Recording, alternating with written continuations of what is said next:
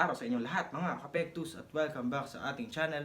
Ngayon ay magkakaroon tayo ng tutorial about dun sa cover namin ni Gela na Like I'm Gonna Lose You. Yan, so bali itong kanta na to ay may 6-8 time signature. So bali ang kanyang counting ay 1, 2, 3, 4, 5, 6 1, 2, 3, 4, 5, 6. Merong 6 na bilang kada measure.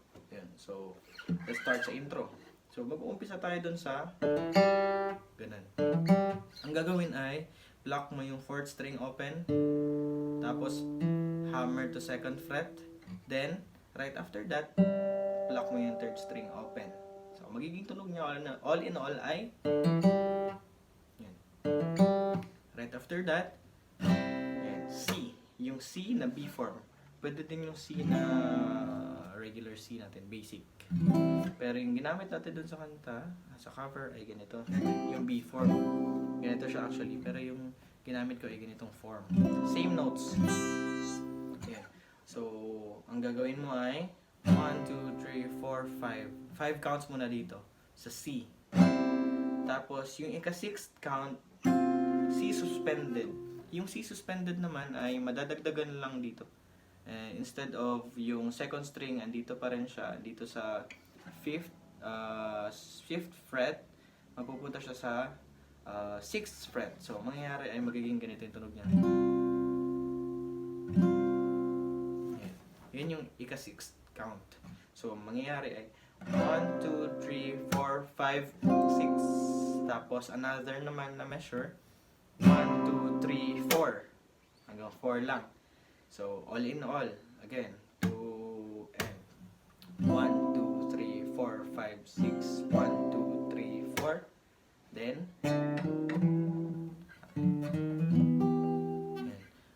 mag-uumpisa tayo dito sa 5th string, 5th fret. Tapos, 6th fret. So, mayroon 5, 6. Tapos, tuloy tayo dito sa E minor 7. Yan, nasa 7th fret. E minor 7. So, mayroon 1, 2, 3, 4, 5, 6. 1, 2, 3, 4. So, ang mangyayari doon ay may 6 na, so unang measure ng E minor 7 may 6 counts. Tapos sa pangalawang measure ng E minor 7, 4 counts na lang din. So, again, 1, 2, 3, 4, 5, 6. 1, 2, 3, 4. Tapos mag-uumpisa tayo dito sa 6th string, 7th fret. Tapos atras doon sa 6th fret. Tapos tuloy tayo sa A minor 7. And ganito yung A minor 7 natin. Nakaangat yung middle finger at saka yung pinky finger. Ayan, so 1, 2, 3, 4, 5, 6. 1, 2, 3, 4. 2, 3, 4, 5, 6. 2, 3, 4. 1, 2, 3, 4, 5, 6. 1, 2, 3, 4, 5, 6. Dalawang 6 na yun dun sa A minor 7. A minor 7, dalawang 6 counts. Tapos, pagkatapos nun, F, basic F. Sa downstroke lang.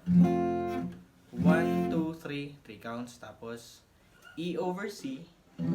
Yung E over C natin, para lang siyang C din siya, C. Pero kasali na yung E na string, itong bass na to. So, mangyayari, ganito tunog niya. And kasali na ito. So, galing F, tapos C over E, tapos D minor, tapos G suspended. Yung G suspended natin ay, kung ganito yung G, dagdag mo lang yung 2nd string, 1st fret. Gamit yung point finger mo. Ganito yung tunog niya. So, all in all, doon na side F, tapos C over E, D minor, tapos G suspended. So, 1, 2, 3, 1, 2, 3, 1, 2, 3, 1, 2, 3. 3 counts to dito. So, gawin natin ulit yung chord progression. 1, 2, 3, 4, 5, 6. 2, 3, 4, 5. And 1, 2, 3, 4, 5, 6. 1, 2, 3, 4.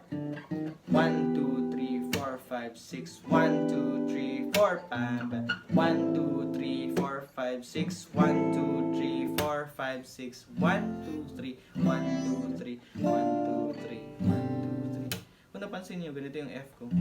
Yan, kasi mas madaling gawin. Yan, ang gagawin nyo lang, instead of point finger yung magpe-press dito sa 6th string natin, ang gagamitin natin ay yung thumb. So yung ipe-press na lang ng point finger ay itong dalawang string na lang. First at saka second string. So yun yung mga madalas ginagamit ng ibang gitarista. Isa na ako dun. Yun, so pagpasok ng beat ay ganito yung mangyayari. 3, 4, 5, 6.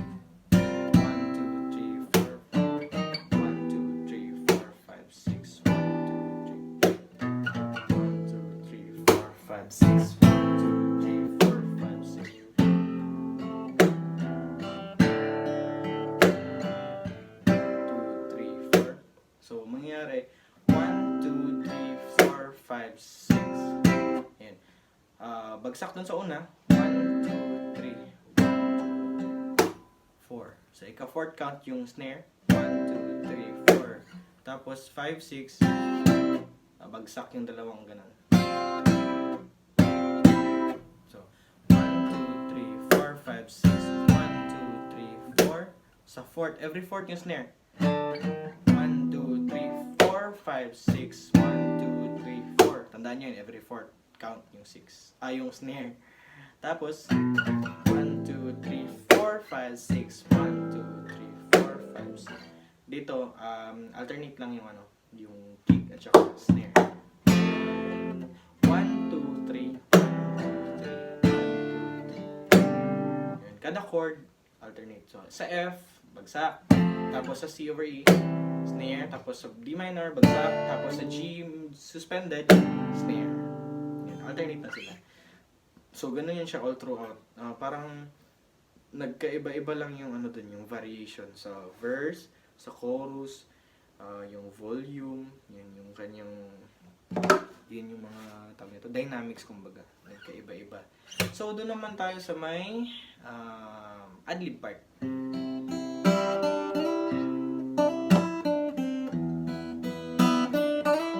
Yun, so ang nangyari, ginawa ko doon ay basic E lang. Yun, sa basic E, C, sorry, basic C. Ngayon, lutang tayo. So, basic C natin. Ayan. Ang mauna ay pluck natin yung 5th string. Tapos, tatlong beses ipa-pluck tong first at saka second string. Pagkatapos nung tatlong beses na yun, tapos, pagkatapos nyan ay itong second string naman. Third string. So, mangyari ay pluck nyo muna ng isang beses. Tapos, second time na pag-pluck, slide to 5th fret na. So, mangyari ganito. Yun. Pagkatapos nung slide, pluck yung 5th string, 3rd fret. So, mangyari. Tapos,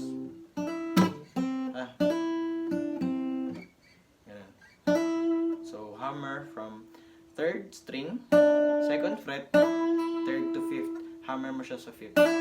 Isang beses mo lang siya i-pluck from 3rd, pluck, i-hammer mo siya sa 5th.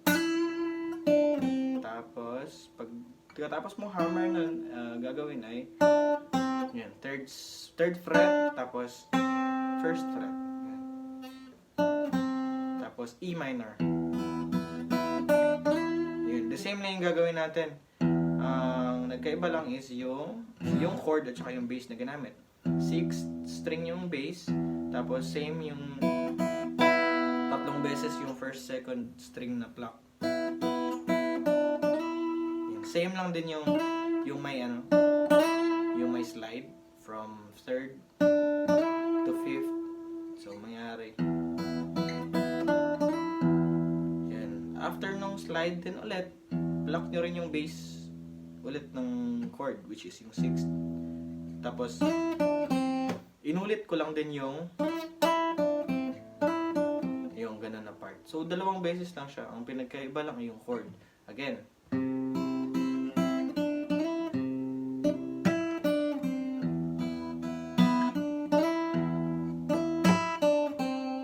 Yun. Same notes.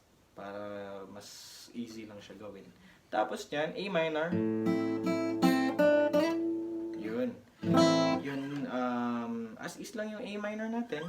Same pattern pa rin. 5th string yung bass. So, kung ano yung ginawa natin kanina, ganun din yung gagawin dito ngayon. So, first at saka second string, tatlong beses ipa-pluck. Tsaka yung ulitin naman natin yung yung slide. Yun, so, magiging tunog niya Tapos, pluck naman ulit yung bass. Same pattern lang. Tapos,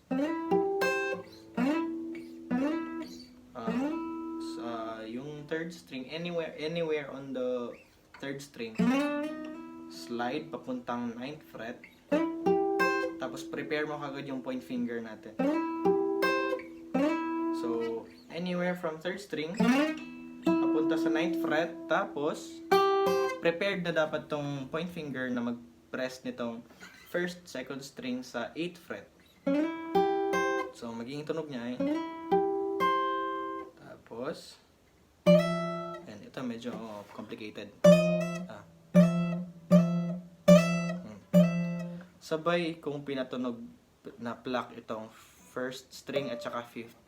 So, mayroon ang 5th string nasa 8th fret. Tapos, ang first string nasa 10th. Pero yung gagawin natin dun sa first string, slide papuntang 12th. So, magiging tunog niya ay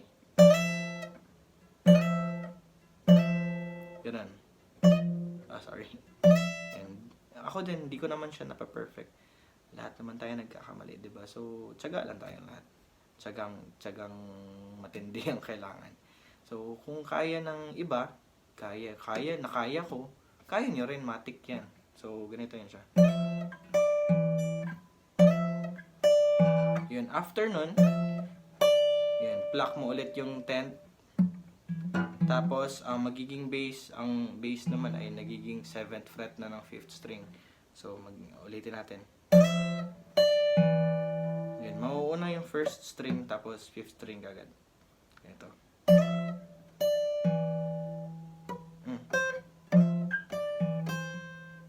After ng 5th, ito naman, first string sa 8th fret.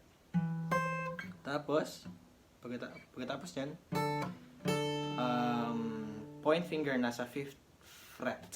Ang papatunogin natin dyan ay ang first at saka 5th string. Sabay yung first at saka 5th string. Tapos, sa second string agad, 8, 6. 8 fret at saka 6. So, magiging tunog ay ulitin natin. So, magiging tunog niya.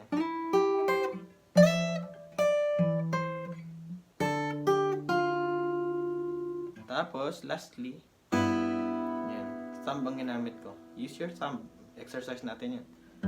Yan, using your thumb, dito, patunogin natin yung 3rd fret ng 6th string.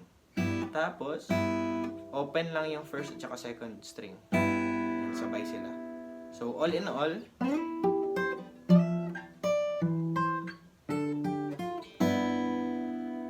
yeah. After nyan, uulitin lang natin yung chord progression. Yan. Paulit-ulit lang yun siya hanggang sa matapos. At saka, I think, that's all for this song, this video. Yun lang yung lahat na yan. Itinuturo ko lahat kung ano yung dapat yung matutunan. So, I hope sa mga nakaabot dito, shout out sa inyo lahat. Sa mga nakaabot dito sa huli, comment kayo, sabihin nyo nakaabot ako dito. Yun. Nakaabot ako dito, 0. So, thank you so much for watching. Salamat sa tunay na suporta. Tuloy-tuloy lang tayo kahit ano pa man. Advance Merry Christmas sa ating lahat. So, thank you so much. Goodbye.